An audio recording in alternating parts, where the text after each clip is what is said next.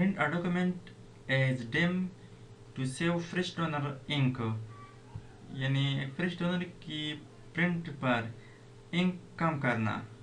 यहाँ पर हम वर्ड डॉक्यूमेंट पर इंक कम करेंगे तो इसकी कमांड कंट्रोल ए प्रेस करें ताकि ऑल डॉक्यूमेंट सेलेक्ट हो जाए, और अब कीबोर्ड से कंट्रोल डी प्रेस करें। फॉन्ट डायलॉग बॉक्स ओपन हो जाती है। यहाँ पर जो फॉन्ट कलर है इस ऑप्शन पर क्लिक करें और यहाँ से मोर कलर्स पर क्लिक करें। इस कलर डायलॉग बॉक्स से कस्टम कलर यानी कस्टम पर क्लिक करें। यहाँ से आप इसको चेंज कर सकते हैं, बस इसको 50 तक, इतना। ये न्यू और करंट दोनों में थोड़ा प्रीव्यू नज़र फर्क दिखाई जाती है कि इस ऊपर वाला थोड़ा डिम है, इसकी जो वाइटनेस है वो ज़्यादा होगी, उसकी जो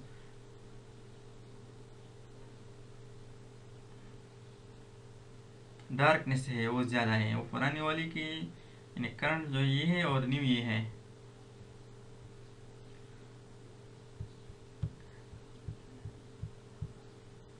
इसको ओके करें, अब इसको भी ओके करें।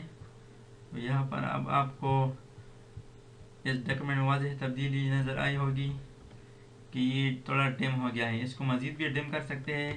इसको मैं दोबारा कंट्रोल ए, सेलेक्ट ऑल, कंट्रोल डी, ये फॉन्ट कलर, मोर कलर।